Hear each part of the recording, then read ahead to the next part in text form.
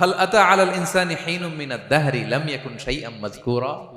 আল্লাহ বলেন একটা সময় ছিল উল্লেখ করার মতো তোমার কিছুই ছিল না। আজকে তো এত লম্বা চূড়া মানুষ, আমরা কিছুই ছিলাম না।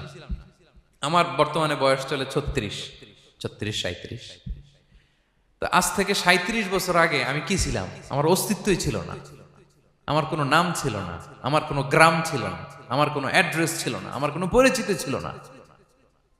আজ থেকে আরো 37 বছর পরে একটু খেয়াল করেন তো, এখন তো 37, আরো 37 ধরেন বাঁচলাম। এরপরে আমি দুনিয়া, দুনিয়া থাকবে কিন্তু আমি নাই। আজকে কার জন্য আটকে আছে দুনিয়ার কাজ বলেন তো? আপনার দাদার জন্য, আপনার নানার জন্য। তো আপনাকে লাগে কেন? আপনাকে লাগে? লাগে না তো আমাকে। আমি দুনিয়া, একদিন কিছুই ছিলাম না। আল্লাহ বলেন হাল আতা আলাল ইনসানি হিনুম মিনাদ দাহরি লাম ইয়াকুন শাইআম মাযকুরা। তুমি কিছু ছিলা, একটা সময় কিছুই ছিলা না, উল্লেখ করার মতো তুমি কিছুই ছিলা না। অস্তিত্বহীনের জগৎ থেকে তোমাকে আমি অস্তিত্বে আনলাম। তোমার বাবার পৃষ্ঠদেশ থেকে তোমার মায়ের গর্ভাশয়ে আমি তোমাকে ফেললাম। সেখানে আমি আল্লাহ তোমাকে একটু একটু করে তিলে তিলে বড় করলাম। 9 মাস 10 মাস পরে মায়ের পেট থেকে দুনিয়াতে তুমি আসলে। দেখেন তো দুনিয়ায় আসার পরে আমাদের অবস্থাটা কি? কাপড় নাই, চোপড় নাই, এভাবে চলে আসছি। আসার পরে কেউ যদি মুখে খাবার তুলে দেয় তাইলে খাইতে পারি, হ্যাঁ? তাও লিকুইড খাবার, এদিক দিয়ে দিলে এদিক দিয়ে পড়ে যায়, খালি মুছতে হয়।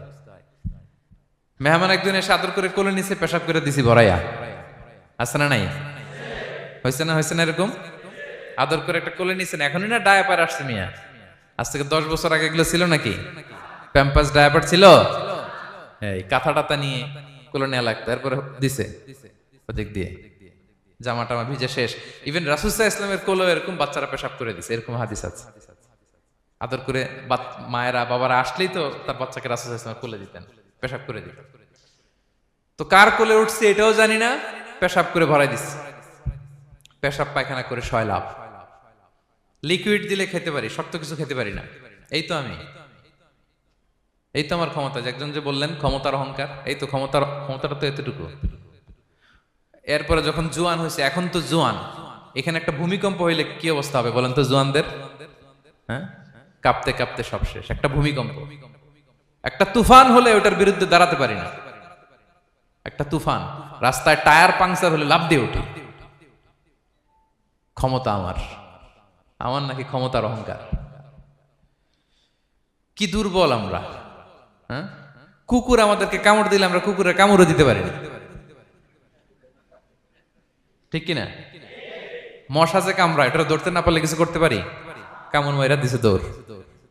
বল্লা পোকা আইসা যদি কামড় দিয়ে দৌড় দিয়ে কিছু করতে পারেন? তো কিসের কিসের ক্ষমতা আপনার?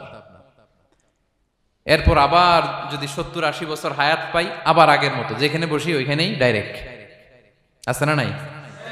বয়স যখন 80 হয়ে যায় আর থাকে শরীরের কন্ট্রোল, আবার যেখানে বসে ওইখানেই পেশাব পায়খানা।